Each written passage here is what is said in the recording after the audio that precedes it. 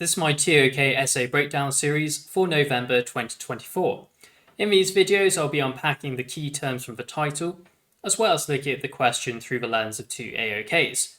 For a much more detailed analysis, examples, and ideas for how to approach this question, using the different AOKs and other ToK concepts, you can check out the full written guide link in the description. So we're looking at Title 5, which is, in the production of knowledge, are we too quick to dismiss anomalies? And for this one, you can look at whichever two AOKs you like. Beginning with some key terms, we can use the production of knowledge, so the process through which new ideas and understandings are created, or when existing knowledge is expanded or modified. A particularly important phrase for this title is too quick to dismiss. So this might mean rushing to judge or discard something without sufficient consideration, investigation, or evidence. And of course, the word anomalies is very important here. These could be deviations from the expected norms, patterns, or theories within an AOK. Some points or themes you could consider when answering this question. First of all, think about the nature of evidence and, more importantly, what constitutes valid evidence in both of your AOKs, as this influences how anomalies are judged. For example, an outlier in a statistical dataset may be more readily investigated than, say, a particularly unusual historical account.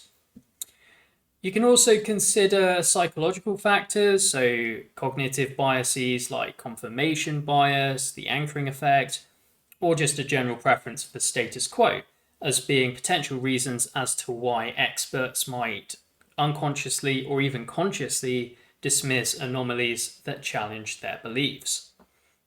And finally, you might also think about how anomalies are labeled or framed and how this can influence the way they're perceived. So you can use more negative terms such as outlier or even hoax to describe anomalies, or they can be framed using more positive language, such as breakthrough or potential catalyst.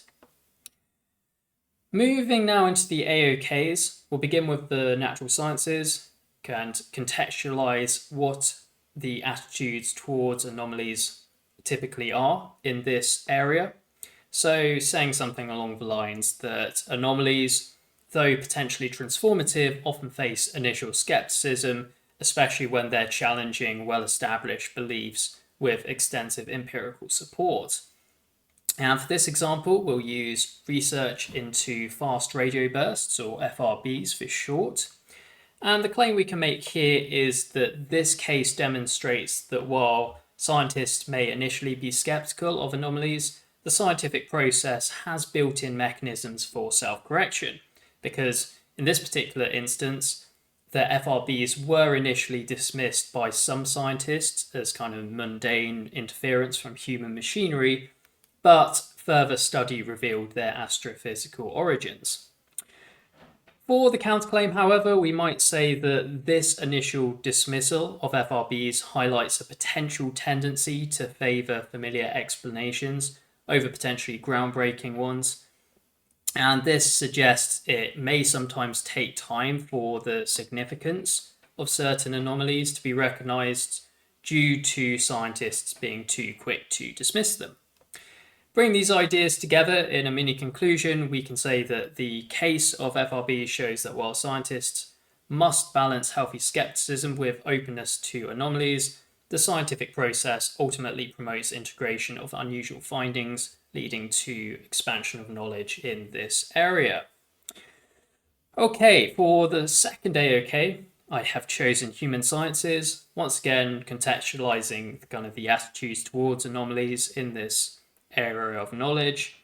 We can say something along the lines that the subjective nature of data in the human sciences makes it difficult to interpret anomalies, because researchers who might be hesitant to overhaul theories based on potentially ambiguous data might be too quick to dismiss them instead of investigating their potential to reshape our understanding of human behavior in societies.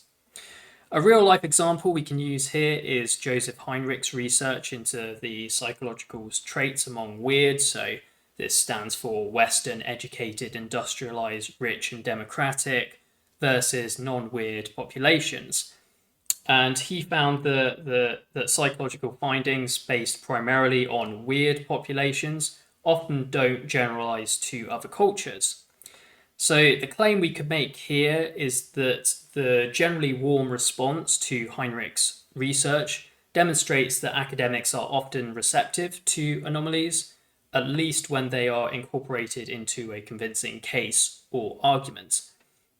However, for the counterclaim, we might say that while the initial acceptance of Heinrich's work might indicate a degree of receptiveness to anomalies, the long history of supposed weird-centric assumptions in psychology suggests a systematic tendency to overgeneralize, and it's possible that other valuable anomalies have been overlooked or undervalued due to this kind of bias. Once again, bring these ideas together in a mini conclusion, we might say that this example suggests potential openness to anomalies in the human sciences. So, in other words, not being too quick to dismiss them, but it also highlights the need to remain vigilant against systemic biases that may lead to undervaluing other important deviations from the norm.